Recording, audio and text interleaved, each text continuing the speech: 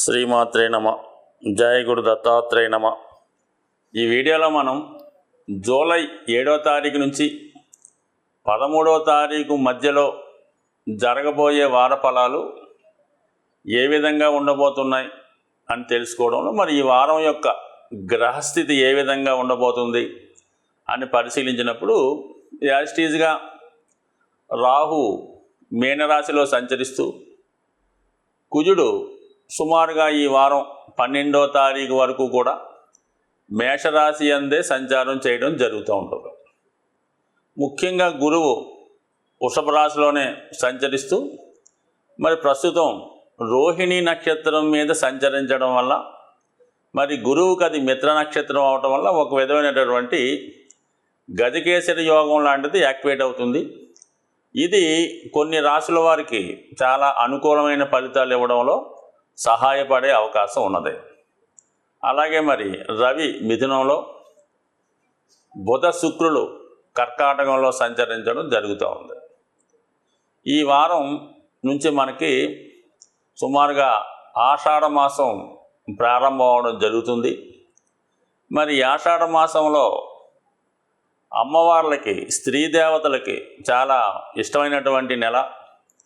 మరి ఈ నెలలో స్త్రీ దేవతల్ని ఆరాధించడం వల్ల మరి గుప్త నవరాత్రులు కూడా ఇదే నెలలో అమ్మవారికి జరగడం జరుగుతూ ఉంటుంది.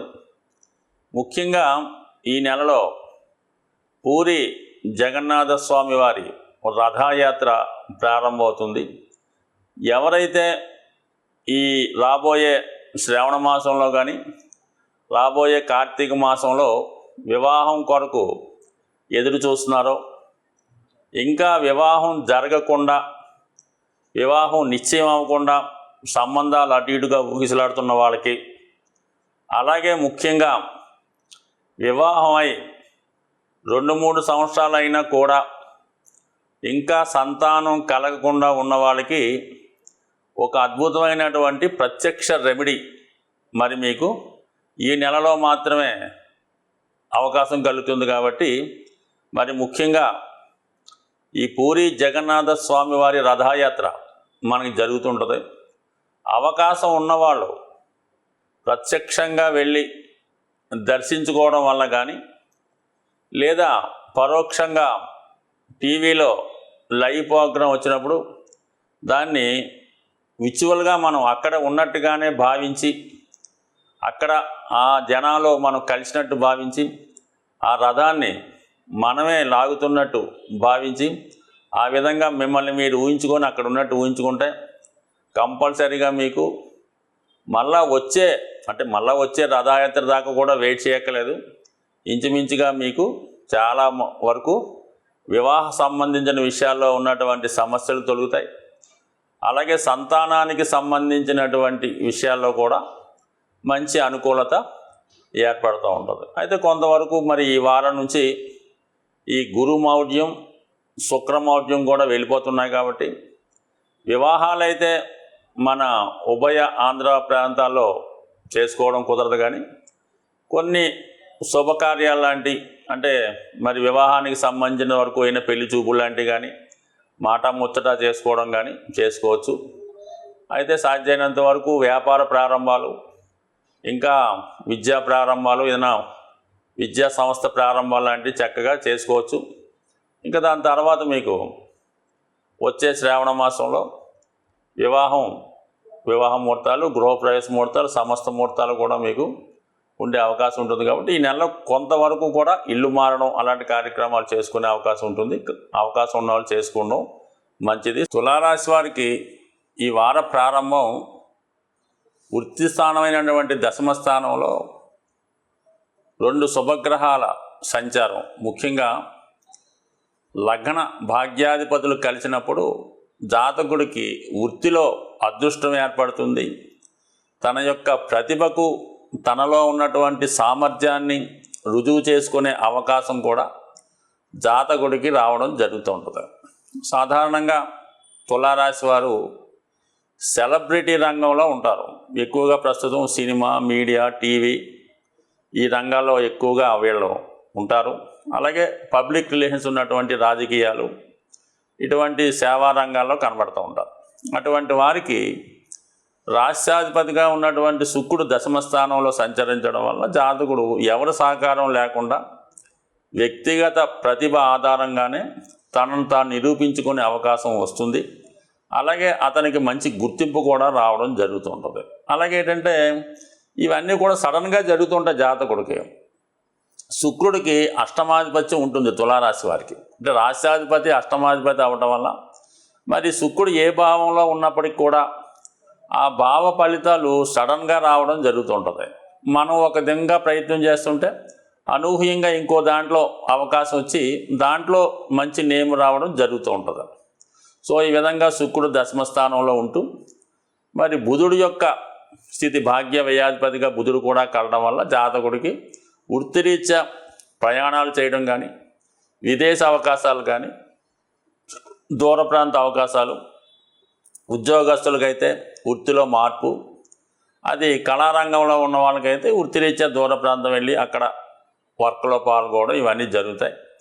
దానికి అనుగుణంగా రాహు యొక్క స్థితి కూడా జాతకుడికి 6వ స్థానంలో ఉంటూ ఇది ఎక్కువగా ఎలక్ట్రానిక్ మీడియా, ఇండియన్ ఎయిర్లైన్స్ మొదలగు వాటిలో వాళ్ళకి అనుకూలంగా ఉంటూ ఎటువంటి కార్యాన్నైనా సులభంగా సాధించే విధంగా మరి రాహు ఈ రాశి వారికి తోడ్పడుతుంటాడు. అలాగే రాహు సంచరిస్తున్నటువంటి నక్షత్రం కూడా ఈ రాశి వారికి అనుకూలంగా ఉంది. పైపెచ్చు శని భగవానుడు కూడా వక్రించి ఉన్నాడు. ప్రస్తుతం 5వ స్థానంలో ఉన్నటువంటి శని భగవానుడు వక్రించి ఉండడం వల్ల జాతకుడికి గతంలో పోయినటువంటి అవకాశాలు తిరిగి వస్తాయి. గతంలో ఏదైతే చేద్దామనుకున్నాడో మధ్యలో ఆగిపోయిందో అవి తిరిగి పునఃప్రారంభించవచ్చు. అయితే ఒక్క విషయంలో తప్ప మిగతా విషయాలన్నీ కూడా జాతకుడికి అనుకూలంగా ఉన్నాయి. అది ఒకటి స్పెక్యులేషను, జోదం, ఈజీ మనీ. సాధారణంగా తులారాశి వారు ఎందులో అయితే పోగొట్టుకున్నారో దాంట్లోనే సంపాదిద్దామనే ఉద్దేశంతో పదే పదే అక్కడే ప్రయత్నం చేస్తూ ఉంటారు. చేసిన పొరపాటే మళ్ళా చేస్తూ ఉంటారు. ఉదాహరణకి ఏదన్నా ఒక రేసులోనో ఒక బెట్టింగ్లోనూ పోయిందనుకో ప్రతి సంవత్సరం కూడా అందులోనే పాల్గొని అందులోనే పోగొట్టుకుంటారు. కాబట్టి ఎప్పుడన్నా సరే తులారాశి వారికి ఒకటే గుర్తుపెట్టుకోవాల్సి ఉంటుంది. వాళ్ళు ఫస్ట్ టైం ఎక్కడైతే పోగొట్టుకున్నారో ఇంకా దాని జోలికి మళ్ళీ జీవితంలో వెళ్లకుండా వేరే మార్గాన్ని ఎతుక్కుంటే అక్కడ పోగొట్టుకున్న దానికన్నా అనేక వందల రెట్లు సంపాదించే అవకాశం ఉంటుంది. కాబట్టి సో ఇది ఖచ్చితంగా గమనించాలి. ఎందుకంటే తులారాశిలో రాహు యొక్క నక్షత్రమైనటువంటి స్వాతి నక్షత్ర ప్రభావం వల్ల జాతకుడు చేసిన పొరపాటే మళ్ళీ మళ్ళీ చేస్తూ ఉంటాడు. సో ఈ విధంగా అలా కాకుండా కొత్తగా ప్రయత్నం చేయడం వల్ల సక్సెస్ వచ్చే అవకాశం ఉంది. అలాగే మరి ప్రస్తుతం కుజ భగవానుడు సప్తమంలో సంచరిస్తూ మరి ఈ వారం చివరిలో అష్టమంలోకి రావడం వల్ల జాతకుడు తన యొక్క ఆర్థిక వనరులు పెంచుకునే అవకాశం ఉంది. అంటే ధనాధిపతి ఎప్పుడైతే అష్టమంలోకి వచ్చాడో అలాగే ధన కారకుడు గురువుతో కలిశాడో మనీ మేనేజ్మెంట్, ఎక్కువగా మనీని సేకరించడం, డబ్బును పూల్ చేయడం, ఎక్కువ మొత్తంలో డబ్బుని ఒక చోట చేర్చి దాన్ని జాతకుడు తన అవసరాలకు ఉపయోగించుకోవడం కానీ, ఫ్యూచర్లో దేన్నైనా ఇన్వెస్ట్ చేయడం కానీ, ఈ విధంగా ప్రజాసేవకో ఉపయోగించే అవకాశాలు ఉంటాయి. కాబట్టి ఎక్కువగా ఆర్థిక నిల్వలు పెంచుకునే ప్రయత్నం జాతకుడికి ఈ వారంలో జరిగే అవకాశం ఉంది. అలాగే ప్రభుత్వ రంగంలో ఉన్న వాళ్ళకి అనూహ్యంగా వాళ్ళకి ఒక మంచి నేమ్ అండ్ ఫేమ్ రావడం, ఒకేసారి గుర్తింపు వచ్చి మరి 10 మంది హర్షించే విధంగా ఒక మంచి స్థాయిలోకి జాతకుడు వచ్చే అవకాశం ఉన్నది. సో ఏదైనప్పుడు కూడా ఈ వారం జాతకుని యొక్క గ్రహాలన్నీ కూడా అనుకూలంగా ఉన్నాయి. అయితే ఇక కేతు 12లో ఉన్నప్పుడు జాతకుడు రాంగ్ ఇన్వెస్ట్మెంట్ చేస్తూ ఉంటాడు.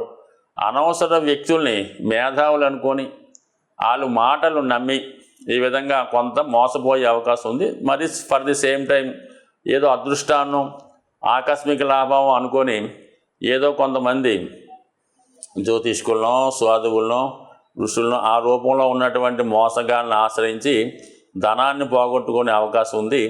చిన్నదాన్ని పెద్ద అడావుడు చేసి ఏదో 10,000తో పోయేదానికి 10 లక్షల దాకా ఖర్చు పెట్టి పెద్ద ఎత్తులో ఈ పూజలు, హోమాలు, యజ్ఞాలు చేస్తూ ఉంటారు. ఎప్పుడన్నా సరే ఏదైనా ఒక ఆధ్యాత్మిక కార్యక్రమం కానీ ఏదైనా ఒక ఈ రెమెడీ కొరకు చేసే ఈ పూజలు అవి కూడా కొంతవరకు రెమెడీ కోసం చేసినవి అయితే మాత్రం చాలా గుప్తంగా 10 మంది నోట్లో పడకుండా ప్రశాంతంగా ఉన్నటువంటి ఏదన్నా ఒక ఆలయంలోనో ఏదన్నా ఒక అడవిలోనో నది ఒడ్డునో చేయడం వల్ల ఎక్కువ లాభం వస్తుంది తప్ప ఎక్కువ హడావుడి చేయడం వల్ల ఇంకా నరఘోష పెరిగి ఇంకా ఇబ్బంది కలిగే అవకాశం ఉంటుంది. ముఖ్యంగా మనకి ఈ వారంలోనే ఆషాఢ మాసం ప్రారంభం అవడం జరిగింది. దాంతో మించుమించుగా మనకి ఈ నెల 15-16 తారీఖులతో ఉత్తరాయణం కూడా కంప్లీట్ అయ్యి దక్షిణాయనం ప్రారంభం అవుతుంది. సో ఈ కారణం వల్ల ఏంటంటే ఈ ఆషాఢ మాసంలో ఎవరైతే ముఖ్యంగా ఆర్థికపరమైన ఇబ్బందుల నుంచి బయటపడదాం అనుకున్న వాళ్ళు ఎక్కువగా మీరు గ్రామ దేవతని ఆరాధించవలసి ఉంటుంది. అంటే కేవలం ధన విషయమే కాకుండా కుటుంబపరమైన సమస్యలు, వివాహపరమైనవి, సంతానపరమైనవి ఏదన్నా మనకి ఈ ఈతి బాధలు చెప్పుకోలేని కష్టాలు ఉన్నప్పుడు వీలైతే మీరు ఈ ఉత్తరాయణం అంటే మనకి 16వ తారీఖు జూలై లోపులోనే ఏదైనా మీకు ఖచ్చితంగా గ్రామదేవత అయి ఉండాలి. ఒక్కొక్క ప్రాంతానికి ఒక్కొక్క గ్రామదేవత ఉంటారు. వాళ్ళకి సాధారణంగా ఆషాఢ మాసంలోనే అది వాళ్ళకి సంబరాలని తీర్థాలని జరుగుతుంటాయి కదా.